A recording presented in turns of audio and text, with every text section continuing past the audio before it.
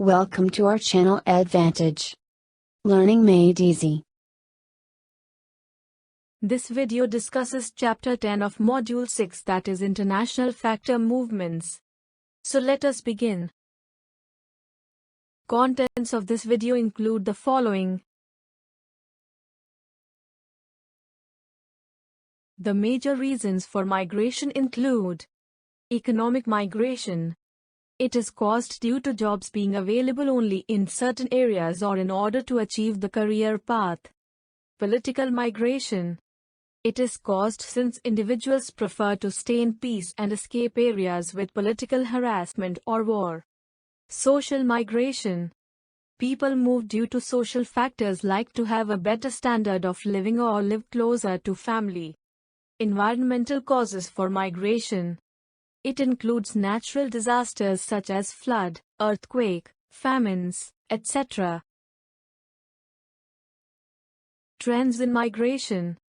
Countries like United States, Canada, and Australia, which had previously favored immigrants from Europe and discriminated immigrants particularly from Asia, introduced changes in their immigration legislation, which shifted the emphasis away from the national origin of the immigrants to the skills which the potential immigrant possess. The changes occurred partly as a response to various pressures against racial or national origin discrimination, professional skills, and the disappearance of traditional European sources of skilled workers. The changes in the immigration policy of the developed countries, which opened up large avenues of emigration from the developing countries, have resulted in a brain drain from these countries. Similarly, there has been remarkable change in the nationality of the population in the Middle East countries as well. Positive effects of migration. 1. Wage effect. Laborers usually migrate from low-wage nations to higher-wage nations. Such movement of labor leads to changes in wages in both the countries unless it is prevented or guarded by law. 2. Effect on skilled and unskilled labor. Countries where there are shortages of skilled and unskilled labor will benefit when there is movement of labor to that country. Labor can be productively employed and can contribute to economic development in a positive manner. 3. Effect on unemployment. Emigration enables some countries to relieve their excess manpower and unemployment. Emigrations help to reduce employment demand, which otherwise could not have been absorbed domestically. 4. Remittance. Emigrants remit a part of their income back to the native country for their families.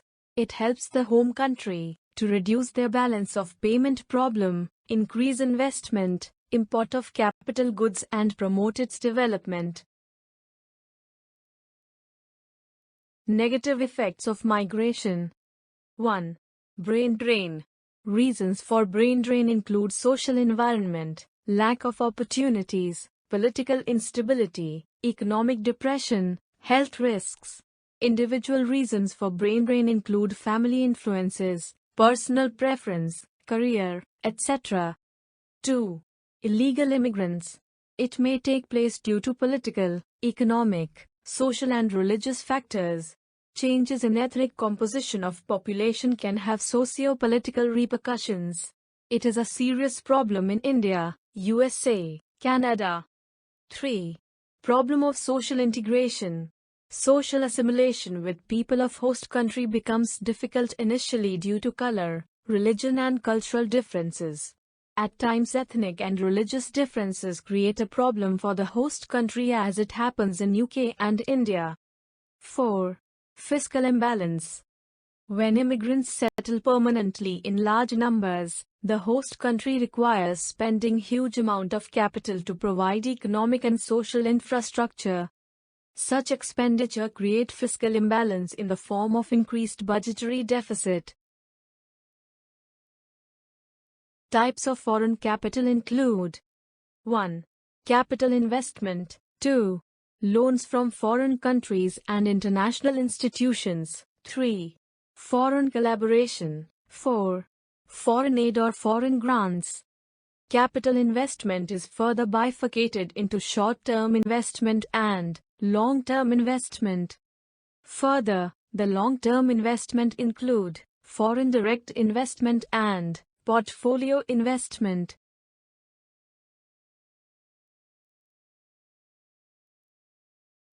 Short-term and long-term capital investment. Short-term capital investment. These are for a period up to 1 year. Following investments are used viz. Demand deposits, foreign bill of exchange, overdrafts, cash credits, etc. The motive behind short-term capital investment is to take advantage of international difference in the rate of interest. Long-term capital investment, a foreign direct investment, FDI, is in the nature of establishment of subsidiary offices, branches of the main office or foreign collaboration establishments. All these are income-generating assets. Cardinal point of FDI is that the control and management vest with investing firm. B. Portfolio investment. These are long-term investment in stock, shares and securities. It does not give control and management to an investing firm. It gives only returns. It include grants and loans by developed countries and financial institutions to less developed countries. Loans from foreign countries and international institutions.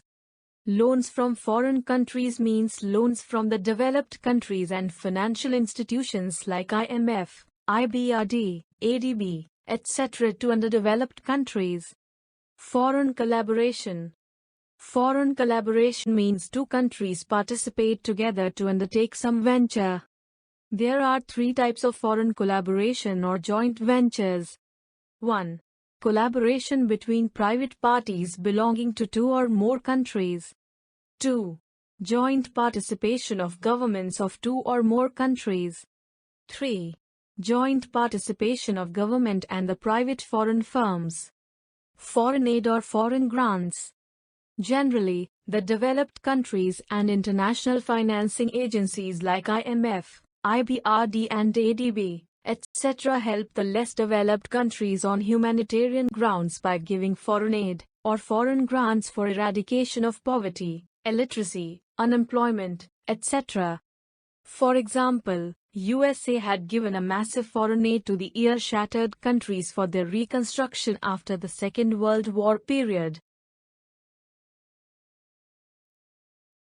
Role of foreign capital. 1. Government. Increase in production and foreign trade resulting from foreign capital might increase the fiscal revenue of government. It will generate more funds which will be available to the government for undertaking productive expenditure which can promote welfare of the economy. 2. Consumers. If the foreign investment is cost reducing, consumers gain since they get the product at a low price. If the foreign investment is product improving/innovating, consumers benefit from better quality of products or new products and it will enable to satisfy the diverse wants of the consumers. 3. Domestic labor.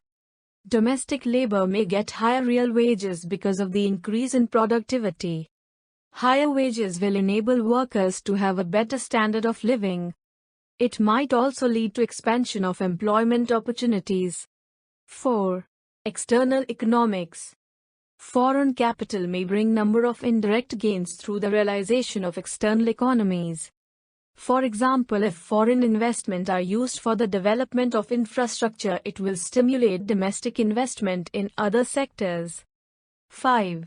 Balance of payment and foreign exchange reserves. The changes in the composition of the capital inflows and substantial increase in the amount of some inflows like foreign direct investment, FDI, have remarkably changed the balance of payments, BOP, and foreign exchange, Forex, reserves position of several countries. 6. Economic growth. In a developing economy, where the amount of domestic saving is less, will have to rely on foreign movement of capital to accelerate growth. Capital movement, especially direct investment and foreign aid, plays an important role in economic development of backward countries. Determinants of international capital movement. Foreign capital policy. The government policy relating to foreign capital affects capital movement's provision of different facilities relating to transferring profits, dividend, interest, etc. to foreign investors will attract foreign capital. Marginal efficiency of capital. It is the expected rate of return over all capital invested by the entrepreneur. MEC is directly related with inflow of capital. Investors usually compare MEC in different countries and invest in country where MEC is high. Stability. Political stability, security of life and property, friendly relation with other countries, etc. are important factors which will encourage the inflow of capital in the country. Country which face political instability will find difficulty in capital inflow. Tax policy. Taxation policy of a country also affects the inflow or outflow of capital. To encourage the inflow of capital, soft taxation policy should be followed, tax relaxation to new industries and foreign collaborations. Bank rate.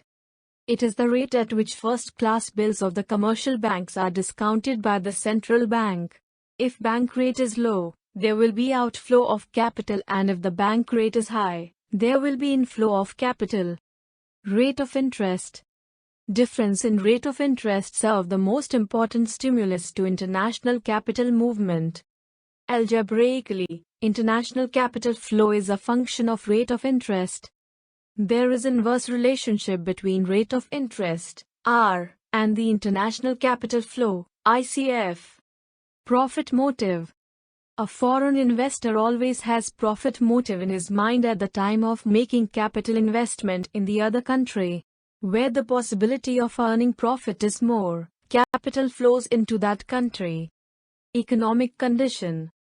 Economic condition of a country, especially size of the market, availability of infrastructure facilities like the means of transportation and communication, power and other resources, efficient labor, etc. encourage the inflow of capital.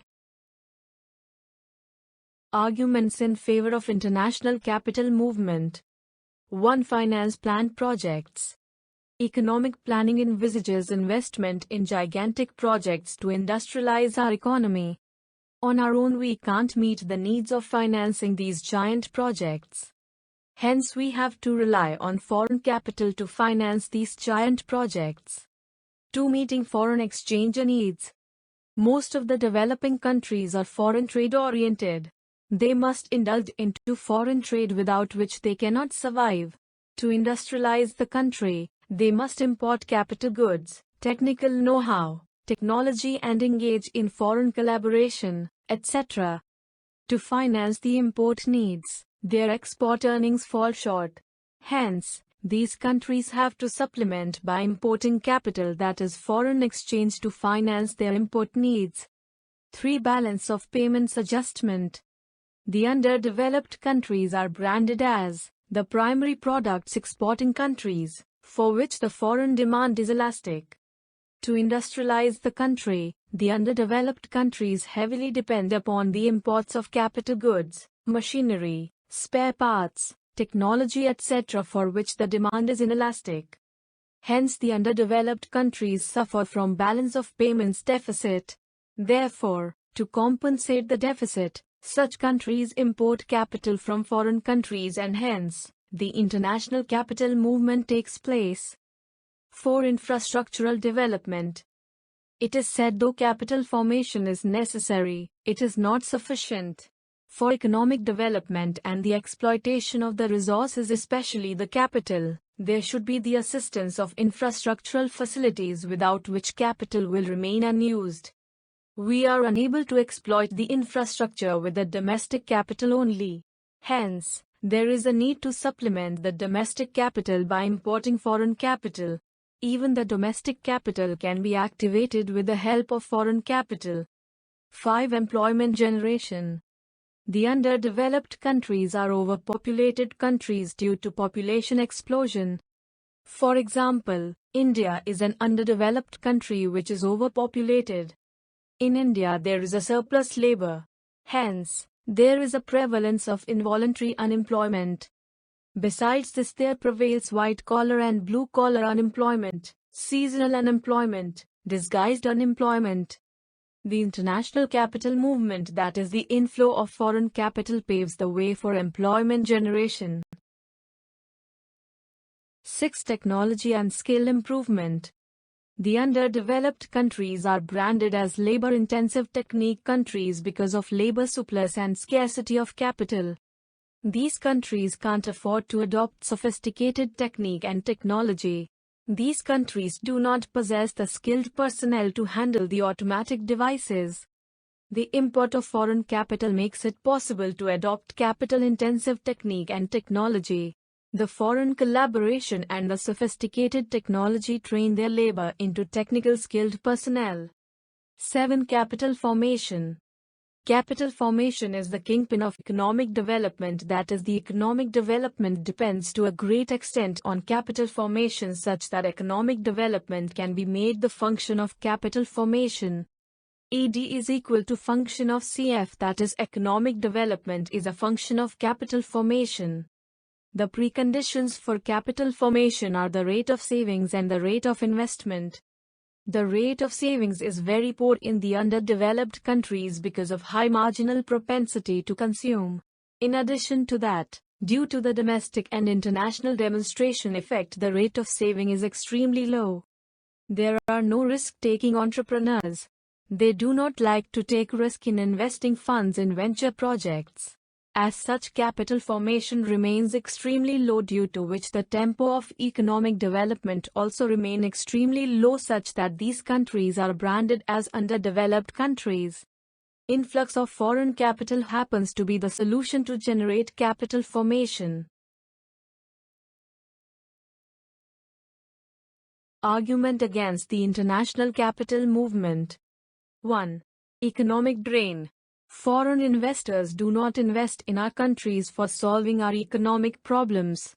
They have their own interests. They accumulate huge profits by running their enterprises out of portfolio investment. They plunder the wealth from our country to their home country. 2. Increasing dependence. International capital inflow into the economy leads to greater and greater dependence on foreign capital at the cost of our economic independence, i.e., we have to forfeit our economic independence for the sake of foreign dependence. 3. Discrimination between local population and the foreign. International capital movement makes discrimination between the local population and the foreigners. When FIIs make direct investment in running and managing the enterprise, they make this sort of discrimination while employing the laborers on these projects. 4. Cyclical fluctuations.